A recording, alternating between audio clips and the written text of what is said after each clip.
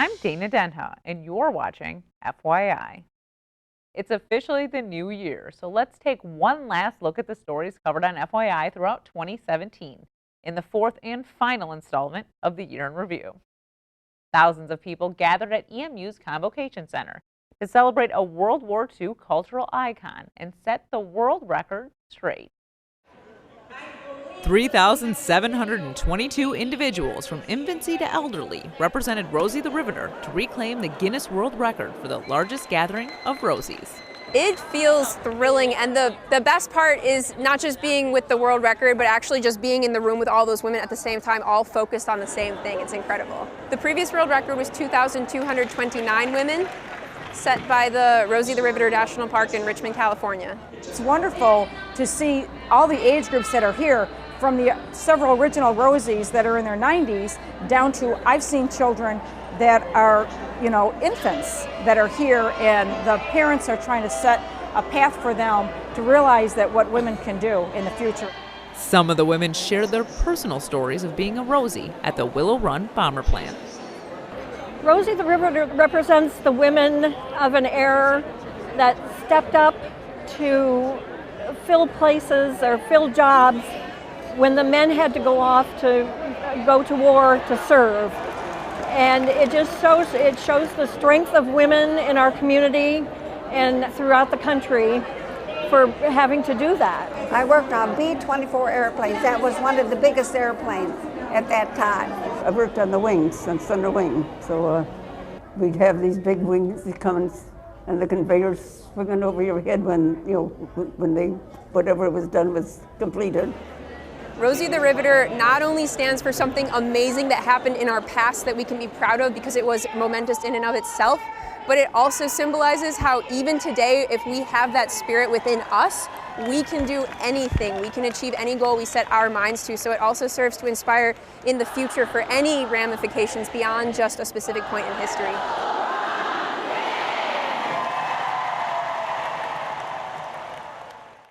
Carytown is a quaint place to have a one-of-a-kind shopping experience, but while you're perusing the merchandise, you may hear some tunes ringing through the area. While the farmers market is in full swing, you can take some time from the fresh produce to play a ditty on the Carytown chime. It's a mini carillon. It has 17 bells up in the tower. The levers are hooked onto these cables here that go up across the ceiling up into the tower. They pull the clapper inside the bell. So that's what makes them ring. And we have over 100 songs that you can choose from to play by number. I'm here every Wednesday and Friday at noon from 12 to 12:30 for half an hour, and also Saturday mornings at 10:30 for a half an hour during the farmers market. There are hundreds of songs to choose from, and Heather O'Neill, the resident chime master, will be your guide. There's kids songs, there's adult songs. If you have a song in mind, you can tell me and I will try to work it out. The bells are like a miniature concert ringing through the area, and you are the musician. You can hear them about 2-3 blocks away from Carytown here. So whenever you hear the bells outside, you should just come up, and sometimes there's a line, sometimes there's not, and you can just play a song. This is the only place that you can find this instrument accessible to the public. So even 2-year-olds can play songs, and 102-year-olds can play songs. So it's kind of a unique feature of Ann Arbor, and it's good for the soul. Oh my goodness. Every January, there's a holiday to observe much more than the entering of a new year. Find out what one University of Michigan program did to commemorate one of the most significant historical figures. The University of Michigan burned their brightest spotlight as they celebrated the legacy that is Martin Luther King. We have more than 600 students, and these are young people who were invited from all over. I wanted them to have a day on for civil rights. And being oriented to social justice, begin to set the frame and have some discussion at an early age around good citizenship and what it means to be good citizens and what it means to be civically engaged. Students got a fresh perspective on history to help them set their own dreams in motion. Our biggest thing is building their confidence by teaching them they have greatness within them and showing them that not only do they have greatness, but what is their purpose? What have you been called to do? So in our workshops today, we're teaching them what have I been really called? What is that one thing in life that's going to help me go to the next level? And how do I stay energetic and purpose-driven and goal-oriented so I can accomplish that dream and realize that dream? They always push the crowd to think more seriously and critically about our nation, and then gives you motivation and inspiration and empowers people to go out and try to make change in their respective communities. The universal language of music united the crowd. This afternoon we have the males course coming in from the School of the Arts out of Detroit. As a standard, we always invite from our campus 58 Green. It's an a cappella group. 58 Green is probably the most diverse organized group on the campus. And they come together as a cappella. They represent every bit of diversity we try to promote. Just seeing them being engaged with the songs, seeing them being engaged with storytelling, seeing them being engaged with the movements. I mean, it's really something special to see kids so young be very much involved and enthusiastic about MLK Day and what it means. Since 1989, Habitat for Humanity Huron Valley has made more than 180 houses into homes. This year, Juan Garcia worked with the program and invited FYI cameras to check out his new digs. Juan Garcia, originally from Guatemala, came to Michigan to start a life with his daughter after becoming a widower. And now they have a home to call their own. Home, for me, means the love, which we can share each other. I will share my love with my daughter. Habitat for Humanity made Juan's dream of homeownership a reality. Our motto is a hand up, not a handout. They end up paying a mortgage with us, but it's zero interest. We did a lot of repairing and replacing, but also enhancing. And by that, I mean we gave it new high energy efficient appliances, including the furnace and water heater, and Juan purchased an energy efficient washer and dryer through us as well. And we did refinish the nice hardwood floors. It's kind of working hard to have to be a homeowner. Pack that lunch and dust off that old backpack because Washtenaw Community College wants you to go back to school. From first aid to food, WCC opened their doors to students of all kinds during their free college day. This program started in 2014 with 4 presentations, and it's now grown to over 22 classes that are being offered, and we've got more than 500 people registered to come and enjoy the day here on campus. It's just fun, and it's free, and you can just go and explore a new idea or a new interest without a big commitment. Some of the classes that are being offered today are like iPhone photography, CPR, spices, a flavor for all seasons, so for all of the foodies and cooking lovers. WCC wants the community to have the college experience, albeit for a day, a full term, or even a degree.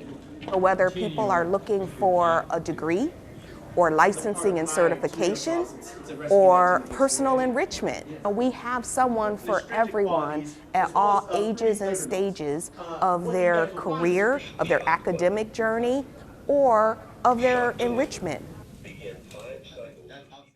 The Ann Arbor District Library can add cutting-edge technology to their lineup because the Secret Lab is home to a different kind of print.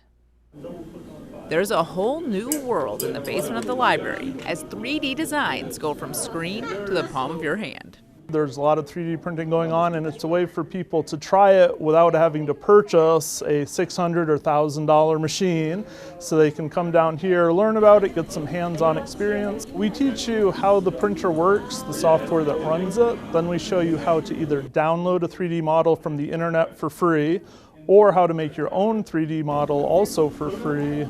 And these creations leave no carbon footprint. The prints in our case are made out of a plastic called PLA, or polylactic acid. It's a corner starch product that's biodegradable, and that's as opposed to some of the plastics out there that are petroleum based. I downloaded the file and then warmed up the printer and it warmed up to 210 degrees. And then it took about 31 minutes to print this little design. I made right here this bottle opener on the 3D printer. I didn't design this, I actually got the design off the internet.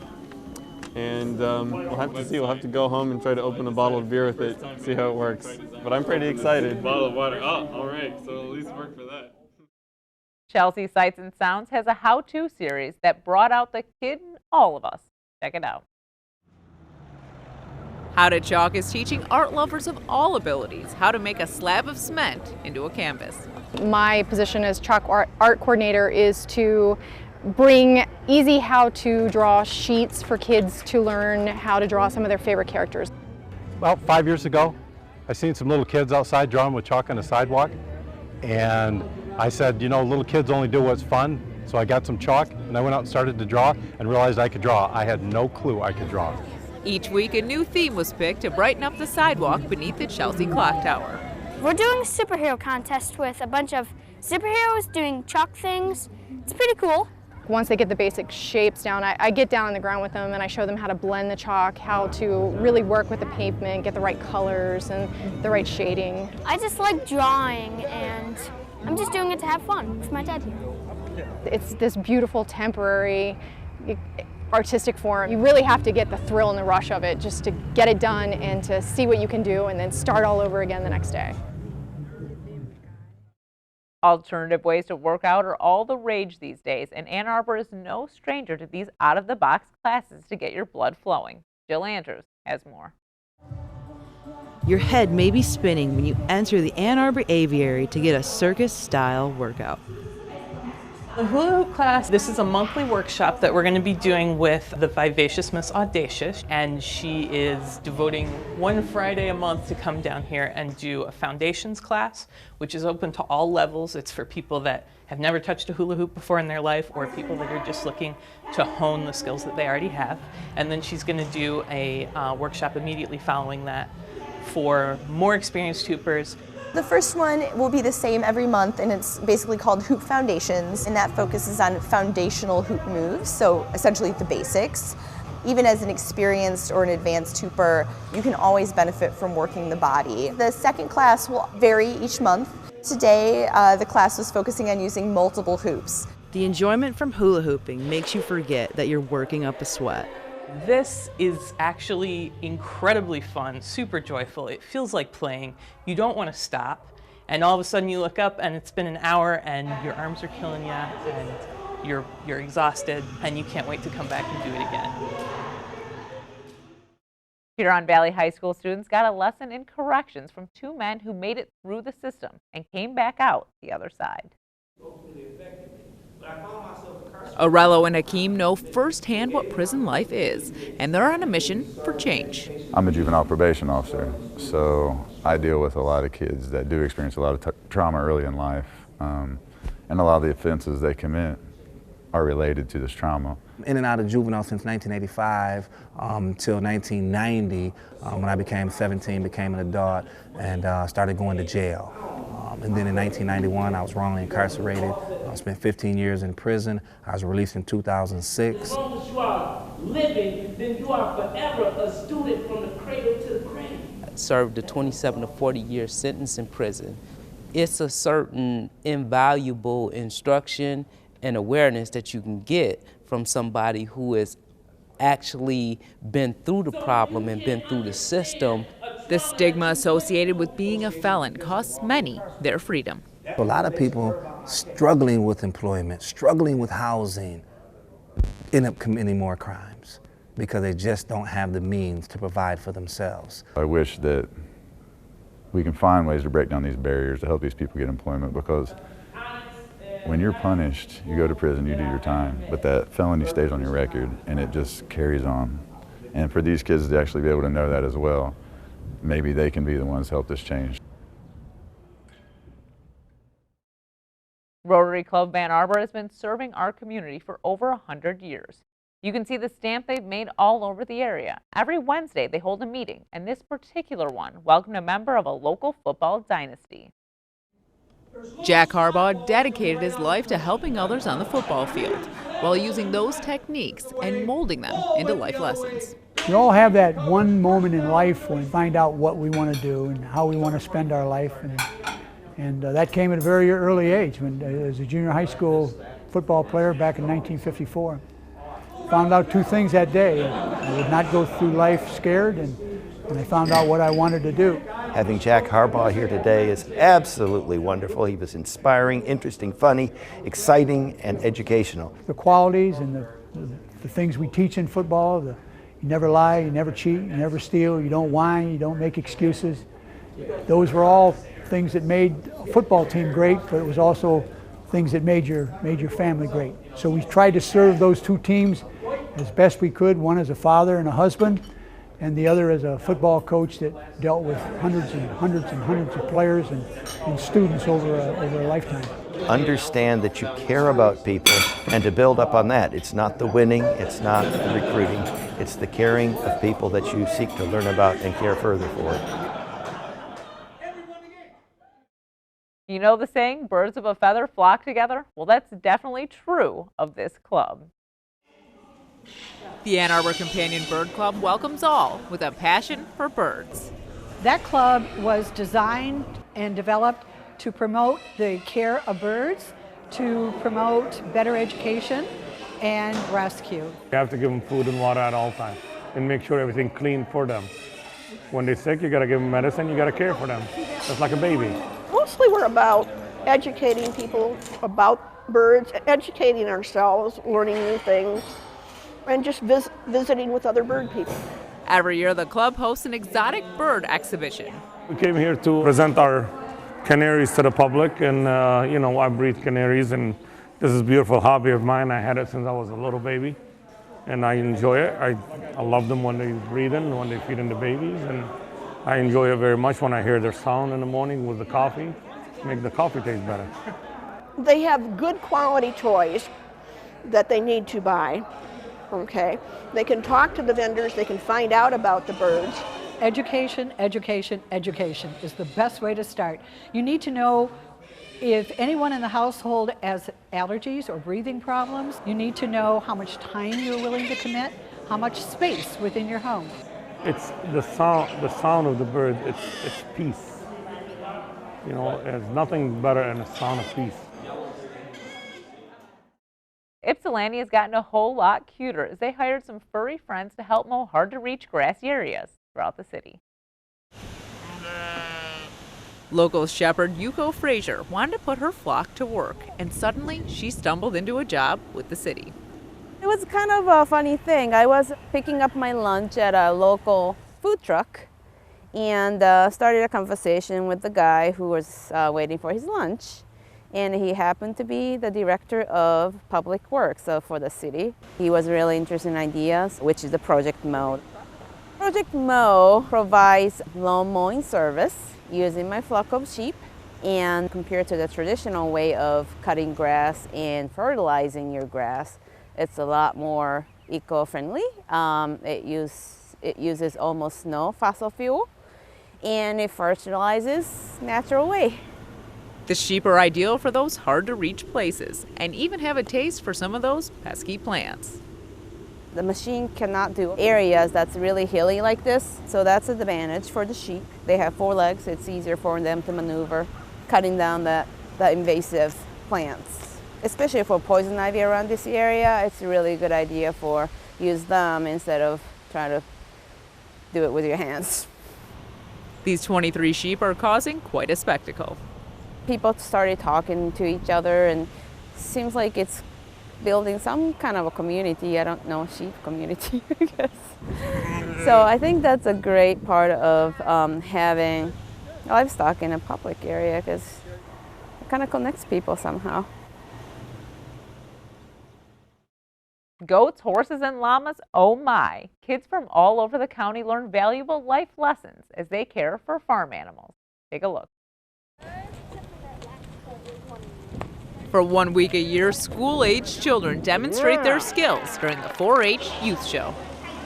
whether it be arts and crafts, foods and clothing, or whether it be their cows, their pigs, their horses, all their different animals are all here this week for the 4-H Youth Show. 4-H is a group to help kids like kind of socialize and help animals. They learn projects, they learn new skills, they learn new activities. They learn how to handle an animal and exhibit and show that animal, how to make the animal grow and be a good quality and health status. The Leaping Llama contest showcases teamwork between the kids and animals. The llamas jump a pole, and you raise it up each time you go through like the line, and if you knock off the pole, you're out. They're very fun to work with. They're so fuzzy, and they're very nice. They're pretty smart too. At the end of the show, the livestock is sold at auction. They can use that income to then add to their project earnings and buy more animals for next year and exhibit again in years to come. No one wants to hear the dreaded C word, cancer. But if that word does show up on a medical chart for yourself or a loved one, this area is renowned for its cancer treatment, and it's about to get a whole lot better. In 1993, St. Joseph Mercy Ann Arbor opened the Robert H. and Judy Dow Alexander Cancer Center, and now it's on track for a major expansion. We have the groundbreaking for the addition, a $24 million addition and expansion of the Cancer Center that was built 25 years ago, the first in Michigan. And now we've outgrown this building. The number of patients we've seen has tripled, and the amount of staff and programs that we provide for patients has increased significantly. We usually have 2 or 3 specialists involved in any one patient's care. So we need to have space for that, and technology, as you can imagine, in 25 years has radically changed. This 66,000 square foot facility is expected to be complete November 2018.